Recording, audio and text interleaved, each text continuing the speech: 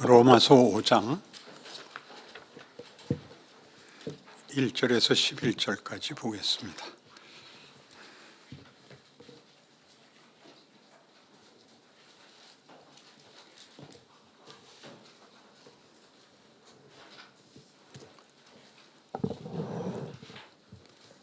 저랑 교독하십시다. 그러므로 우리가 믿음으로 의롭다 하심을 받았으니 우리 주 예수 그리스도로 말미암아 하나님과 화평을 누리자.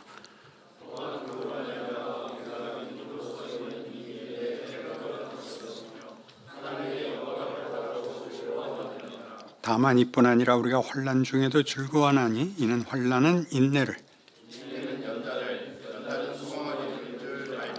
소망이 우리를 부끄럽게 하지 아니함은 우리에게 주신 성령으로 말미암아 하나님의 사랑이 우리 마음에 부은 바 됨이니,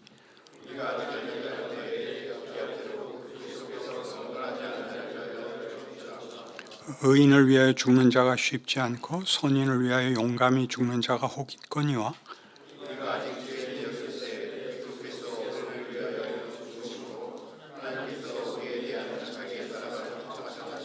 그러면 이제 우리가 그의 피로 말미암아 의롭다 하심을 받았으니 더욱 그로 말미암아 진노하심에서 구원을 받을 것이니,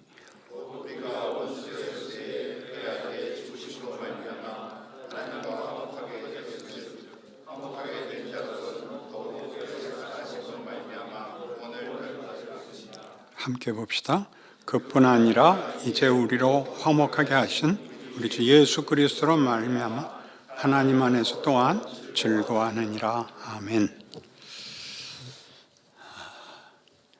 예수를 믿는다라는 말이 이제 선교와 전도라는 방식으로 이제 다가오면서 처음에 예수를 믿으면 천국을 간다, 안 믿으면 지옥을 간다, 이런 이분법이 우리한테는 일종의 선입견 같이 들어와 있습니다. 그런데 예수를 믿는다라는 말은 예수가 나를 위해서 죽으셨고 내 죄를 대신하셨고 영생을 주셨고 이렇게 얘기하는 것을 주께서 하신 일의 보상이라는 차원보다 더 크게, 하나님은 도대체 어떤 분이길래 우리라는 인간을 이렇게 대접하시고 이런 기회를, 특권을 우리에게 요구하는가 라고 한번 생각을 바꿔보십시오. 그러니까 믿음이라는 것은 아시다시피 우리 보통 선택이고 결단이고 하는 단어들로 많이 쓰지만 믿음의 가장 중요한 특징은 그것이 자격이나 조건은 아니라는 얘기입니다. 그렇죠? 그렇지 않으면 믿음이 은혜가 되지 못하니까.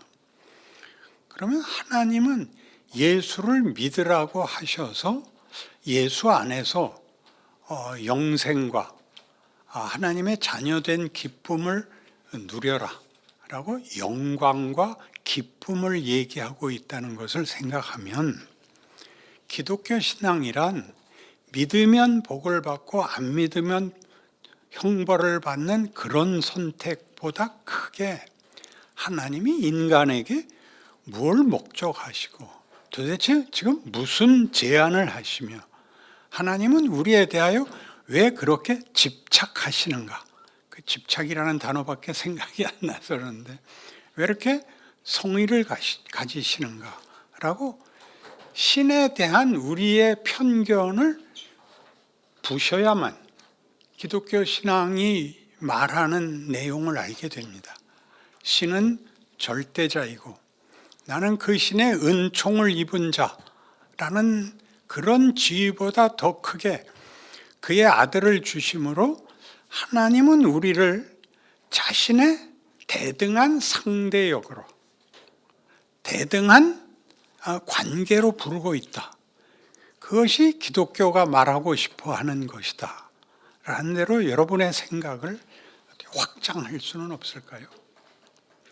굉장하구나, 그런 생각이 들어야지 나는 믿었습니다 이렇게 말하는 것은 그것 자체로 틀린 건 아니지만 믿었습니다가 그래서 안 믿은 것과 대비되는 정도가 아니라 하나님이라는 분은 도대체 인간이라는 거를 어디까지 요구하시고 어디까지 대접하시고 어디까지 말하자면 그 목적지를 가지고 있는가 하는 데 대하여 갑자기 이렇게 모든 것이 열리는 그런 이해와 그런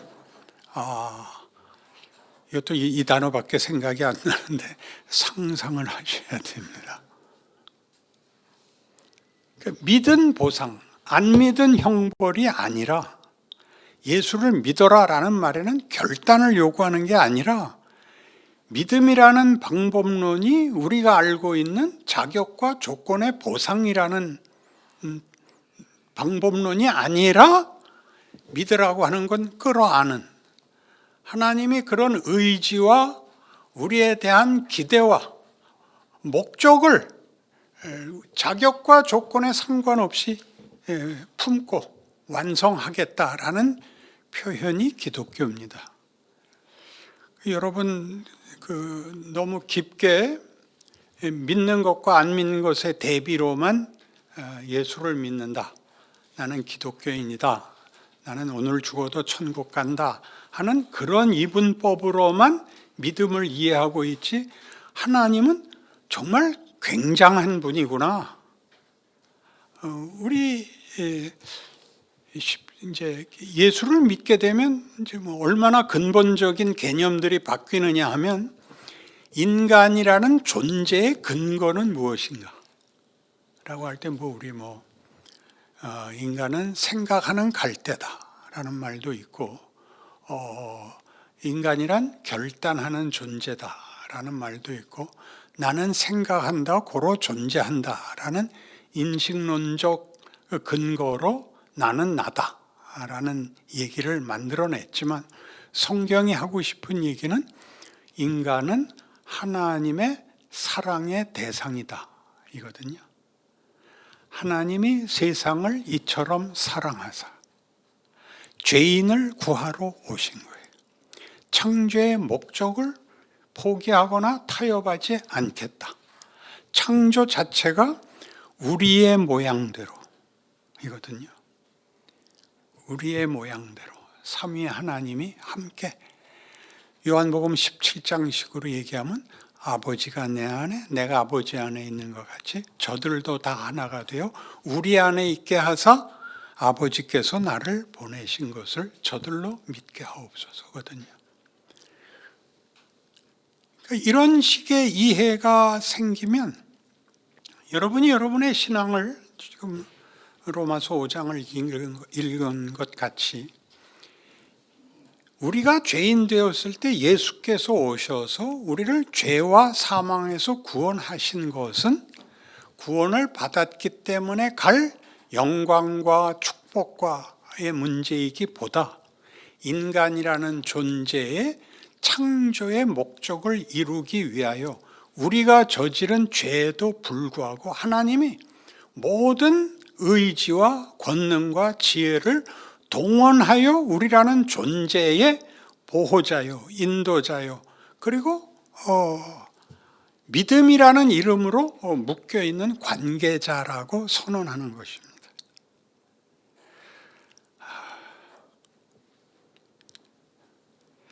내가 이럴 줄 알았다. 그러면 서로 실망할 테니까. 기독교가 얼마나 굉장하고 인간이 얼마나 굉장한가를 여러분이 말하자면 대학생이 되어서 초등학생을 놀릴 필요가 없듯이, 그렇죠? 그를 경멸하는 게 아니라 학력의 차이 때문에 우습게 여기는 것 같이. 그렇다면 대학생인 선배가 초등학생인 동네 후배한테는 어떻게 굴어야 되는가 할 때는 그것이 윤리적이지도 않고 도덕적이지도 않고 말하자면 인간 존재의 어떤 품격에 관한 것이 된단 말이죠. 그러니까 예수를 믿으면 자기라는 존재의 위격이, 그러니까 지위와 신분이 이렇게 다르구나를 알게 되어서 저 사람은 안 믿어서 지옥 갈 거야. 저건 지가 지은 죄를 다 보상받아서 전 영영토록 지옥 불구덩이에 있을 거야. 라는 식으로 얘기를 할 필요가 없는 사람이 된단 말이죠. 오케이? 유일하게 통하는 영어 아닙니까? 그래서 여러분 다시 생각을 하세요. 그러니까 그 초등학생을 데리고 아이스크림 가게에 갔으면 당연히 대학생 선배가 사주듯이, 그것은 무슨 동정도 아니고 선행도 아니고 그런 그 인격이라는 지위의 차이죠. 그렇죠? 그러니까 이런 선교를 받은 나라에서 기독교 신앙은 이런 깊은 경지에 못 오고 받은 구원을 전하는 것으로까지 밖에는 그의 신앙의 어떤 책임의 범위가 제한되더라 말이죠. 자기를 확인하는 것도 나는 예수를 믿고 사도신경을 고백하고 주기도문을 외우는데 너희는 아무것도 모르지. 그래서 세계관이 달라지거든요. 세계관이란 뭐냐? 세계라는 것은 도대체 누가 그 질서와 운명을 정하는가? 할 때 세상에서는 자연주의일 수밖에 없죠. 자연주의라는 것은 언제 시작됐는지 어떻게 끝날지는 모르지만 그 질서만은 내가 안다. 태어나고 늙고 병들어 죽는다. 그래서 자연주의 세계관에서는 결과적으로 허무주의가 나올 수밖에 없습니다. 그러나 신이 있어서 그 신이 천지를 창조했고 인간을 창조했고 그 목적을 하나님의 영광의 찬송이 되게 하겠단다. 그러면 달라지죠, 지위가. 신의 영광에 우리가 초점이 되며 그 핵심이 되는 존재로 부름을 받았다. 우리 인생 속에서 볼 수 있는 증거는 어느 부모든지 자식이 잘된 것으로 영광을 받는다. 자식이 잘되게 하기 위해서는 모든 것을 희생할 각오가 돼 있다. 이런 것이 부모와 자녀 관계 속에서 가장 두드러지게 나타나죠. 거기에는 경쟁이라는 혹은 심판이라는 개념은 없습니다. 꾸짖을 때조차 사랑이며 매를 들 때조차 그게 자식을 위한 것입니다. 그렇지 않습니까?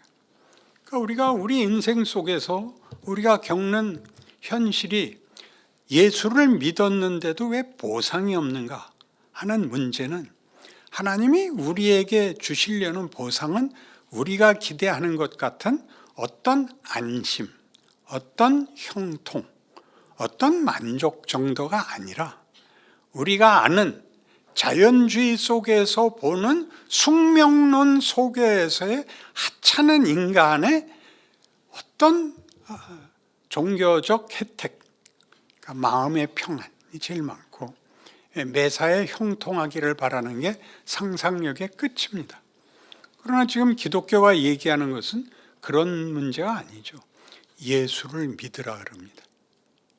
근데 예수는 성자 하나님이신데 그를 믿으라고 하는 것은 선택, 어떤 의탁, 어떤 결단의 문제가 아니라 하나님이 자기의 아들을 믿으라고 함으로써 하나님이 우리의 지위와 존재론과 정체성을 아들과 동등으로 받고 계신다. 그런 개념으로 예수를 믿어라 라고 얘기하는 거죠. 전도 선교용 정도가 아니라 존재론에서 인간론에서 그리고 세계관에서 인생관에서 모든 그림이 변하는 겁니다. 인생관이 우리는 사는 동안 잘 살다 죽자. 잘 산다는 것은 각각의 이해가 다르죠. 생존 경쟁을 이기는 자가 되는가? 권력의 우위를 차지해야 되는 것인가? 아니면 도덕성을 지키는 것인가? 아니면 그것보다 좀 더 나은 선행을 하는 것인가? 정도인데 그런 것과 다르죠. 무에서 유를 창조하시는 사망 아래 있는 우리를 뒤집어 부활로 그 영광을 우리에게 찬송으로 받아내시겠다는 신의 의지, 목적, 방법론 같은 것들로 우리의 인생이 내가 할 수 있는 최선, 내가 이해하는 최선을 넘어서는 하나님의 인도하심 속에 내가 부름받았고 들어와 있다. 이렇게 생각을 해야 맞습니다. 정체성이 달라지는 거죠. 운명으로만 나누지 마시고 나는 천국 간다, 너는 지옥 간다. 나는 기도하면 된다, 너는 기도할 줄도 모르지. 기도할 대상도 없지. 이런 구분을 훨씬 넘어서 기도를 할 수 있다는 것. 누구의 이름으로 하죠? 예수 이름으로 합니다. 예수를 믿고 예수 이름으로 하는 예수와 동등한 지위, 신분, 운명, 영광을 시작부터 믿음이라는 단어로 예수를 믿으면 이라고 우리 앞에 꺼내놓는 것이 기독교인 것입니다.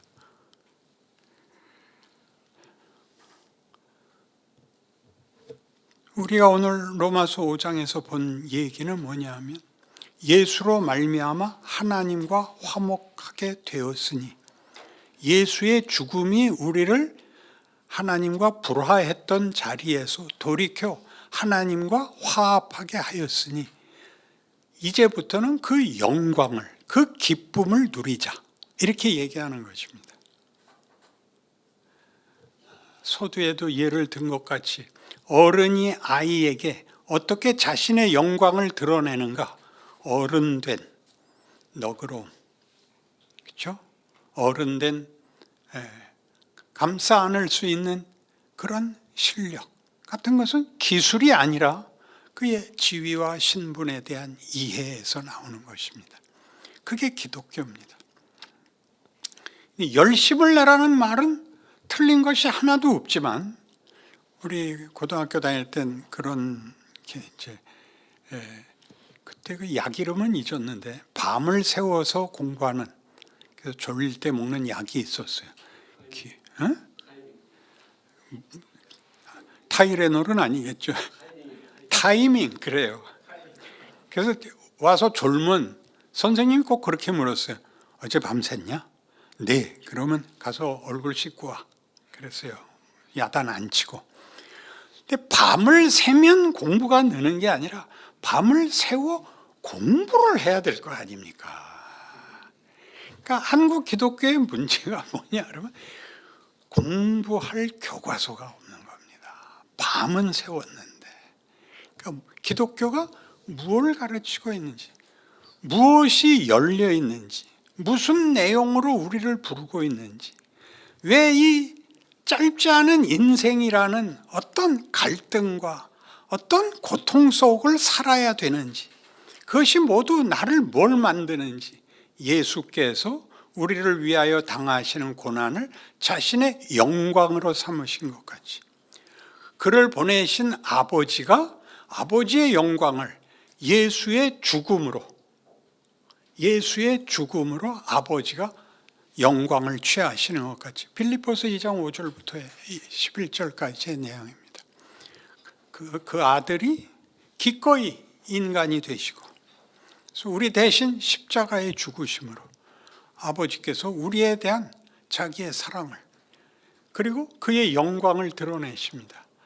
우월한 분이 열등한 존재에게 보상을 내리는 종교가 아니라 이 영광된 신이 우리를 대등한 관계로, 연합으로, 기쁨으로 이 무한히 너그럽고 풍성하고 자랑스러운 정체성으로 우리를 부르는 것이 기독교인 것입니다. 저는 더 이상 설명이 잘 안 됩니다. 질문을 받는 게 어떨까요?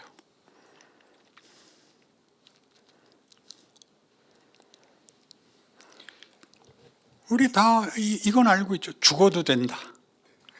죽어도 된다.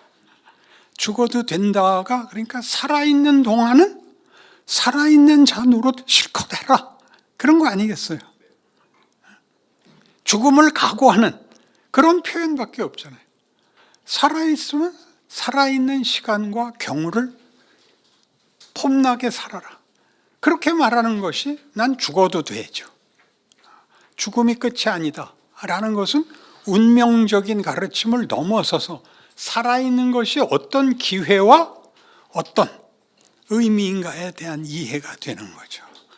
그래서 사실은 인상을 쓸 필요가 없습니다. 겁을 줄 필요도 없고 경쟁을 할 필요도 없는 자신의 정체성, 존재론, 그리고 인생의 의미, 가치, 내가 할 수 있는 일과 할 수 없는 일들이 섞여서 나를 성장시키며 내가 있음으로써 내 주변에 내가 비치고 진리가 되고 생명이 되는 존재라는 것까지 합쳐서 늘 후회할 것을 고쳐야 되지만 앞으로 나가는 풍성해지고 풍성해지는 그런 것을 기독교 신앙이라고 합니다. 예수를 믿는다고 하는 것입니다. 질문 없으면 빨리 끝내고 가서 밥을 먹읍시다. 쉽지 않은 얘기인데 우리가 그냥 늘 군대 때 자기 군번 외우듯이 이렇게 자신의 존재의 근거나 존재의 어떤 운명을 끝을 이렇게 믿는다라는 말로 얼버무려 버린 것을 거길 풍성하게 넓혀야 됩니다. 하나님이 얼마나 굉장한 것을 요구하고 있고 허락하고 있고 지금 우리 각자의 인생 속에서 하고 계신가. 이게 신자의 현실 그리고 우리가 몸담고 있는 현장이 하나님이 일하시는 곳이요 나를 만드는 곳이며 그리고 우리가 크는 곳이며 거기에서 우리는 예수께서 그리하신 것처럼 내가 길이요 진리요 생명이니라가 우리한테 그대로 뭐라 그래야 돼요? 그 임무가 우리 안에서 인격, 존재, 품격 같은 것으로 만들어지고 증거되는 그런 현실을 살고 있다. 이렇게 기독교를 이해하셔야 됩니다. 한 번만 더 기회를 주겠습니다. 질문하십시오. 어디가 도무지 안 풀리는지, 어디가 상상이 안 가는지, 어디가 말이 안 되는지.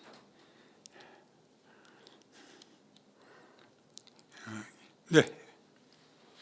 말이 안 된다는 것보다 지금 이 21세기 현대 사회에 들어와가지고 우리 인간들이 지금 삶의 의미를 상실했다 뭐 이런 이야기들을 많이 하지 않습니까? 그러면 그 삶의 의미를 상실한 걸 종교가 그 해결책이 되느냐? 근데 그것도 지금 아니다는 이야기들이 나오잖아요. 근데 우리가 지금 목사님 설교를 들으면 하나님께서 우리를 인간으로 선택하신 게 사랑의 대상이기 때문에 그 삶의 의미를 찾는다는 그 자체가 종교가 어떻다는 걸 확실하게 보여줘야 되는데 세상이 너무 발전하고 이러다 보니까 종교가 그 역할을 잃고 있지 않나 하는 그 생각을 갖게 됩니다. 예수님이 오셨을 때 알아본 사람이 없습니다. 그들 다 오해했습니다. 그가 죽으신다는 사실에 다 도망갔죠. 그러나 하나님이 우리의 도망, 외면, 어떤 뭐라 그래야 돼요? 포기에도 불구하고 우리를 지금 만들어냈고 우리 보고도 그렇게 살라 그럽니다. 세상은 너희를 몰라봐서 대접하지 않을 거다. 그러나 예수님이 보인 것처럼 너희는 하나님의 자녀라는 이름으로 산다는 게 뭔지 네 인생을 그려보아라. 이렇게 전도를 한다, 기도를 한다라는 어떤 방법론, 어떤 구체적인 방법론의 문제가 아니라 존재론에서, 정체성에서 다른 자가 되라라고 얘기하는 것이고 그 다음에 결과는 하나님이 하신다고 믿는 것입니다. 그건 우리 자신에게 일단 해답이 돼야 됩니다. 예수를 믿는다는 게 어디까지 뭘 해야 되는지 다 모르고 지금 우리 한국교회에서도 보듯이 세상은 왜 교회를 공격하고 있느냐 하면 그래도 교회는 답이 있어야 되지 않느냐라고 묻고 있는 겁니다. 근데 교회가 답이 없죠. 교회가 나누어서밖에는 확인을 못 시키니까. 안 믿으면 지옥 간대. 예수 믿는 것들이 재수가 없단 말이죠. 멋있는 데가 없단 말이죠. 그러니까 화를 내고 있죠. 우리가 그 문제를 이제 와서 이런 현실이 되니까 이게 무슨 질문인지를 알게 된 것입니다. 멋지게 보십시오. 완벽할 수 없습니다. 그 완벽은 불가능하고 우리가 손해를 많이 봐야 되는데 우리 스스로가 이렇게 사는 게 위대하고 영광된 것이다를 예수님의 증언처럼 해야 됩니다. 예수님이 그 인간의 그 참 모습에 동참하신 것이 이제 죽음을 앞에 두고는 이런 말들을 하십니다. 내 마음이 고민하여 죽게 되었으니 내가 무슨 말을 하리요. 그렇게 말씀하십니다. 내 마음이 고민하여 죽게 되었다. 그러나 아버지의 뜻대로 하옵소서입니다. 굉장하죠? 그래서 죽습니다. 잡혀 죽습니다. 그 잡혀 죽는 것에 대하여 모든 호산나 찬송하리로다라고 외쳤던 그 군중이 그를 죽이시고 대신 차라리 바라바를 주십시오 라고 얘기를 하죠. 바라바는 바나바 형일 것 같습니다. 참 아이러니컬하고 성경이 얼마나 많은 우리의 보기에 역설을 담고 있는지 모릅니다. 그러니까 우리도 모르게 자연주의에 녹아 있는 거죠. 자연주의라는 것은 허무함을 체념하는 것입니다. 그러니까 우리가 할 수 있는 것은 폭력밖에 없습니다. 어차피 죽고 말 인생인데 양보할 필요도 없고 잘할 필요도 없죠. 체념하거나 보복하거나가 다입니다. 거기에 우리만 다릅니다.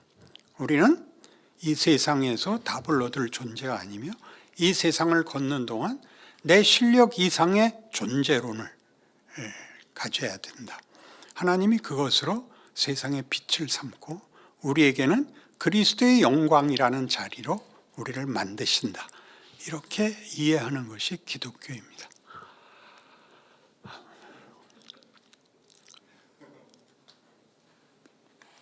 힘을 가졌으면 좋겠다. 이렇게 생각하면 그냥 이슬람 교도가 되는 겁니다. 규칙만 지키면 신이 힘을 주신다고 믿는 거죠. 폭력으로 이겨야 되는 승리를 우리는 요구하지 않습니다.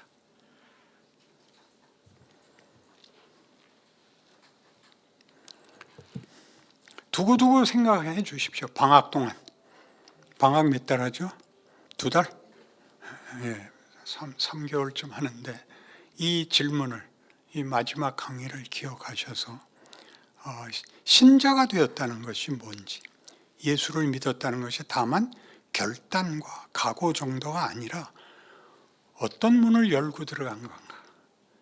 인간이라는 존재론과 명예와 정체와 운명에 하나님이 당신의 영광에 우리를 부르고 있다는 것을 기억하셔서 예수 믿은 자가 죄에서 해방되어 지옥 가지 않고 천국 가게 됐다라고 얘기하는 것 너무나 쉬운, 너무나 간단한 이분법이고 그것이 우리를 어떤 영광의 자리로 불러서 우리의 인생이라는 여정 속에서 예수 그리스도가 만들어낸 십자가의 영광을 우리에게 허락하여 우리로 하여금 증거가 되기도 하고 우리 자신의 승리가 되기도 하는, 히브리서 5장 8절식으로 얘기하면 그가 아들이시라도 받으신 고난으로 순종함을 배워서 온전하게 되셨답니다.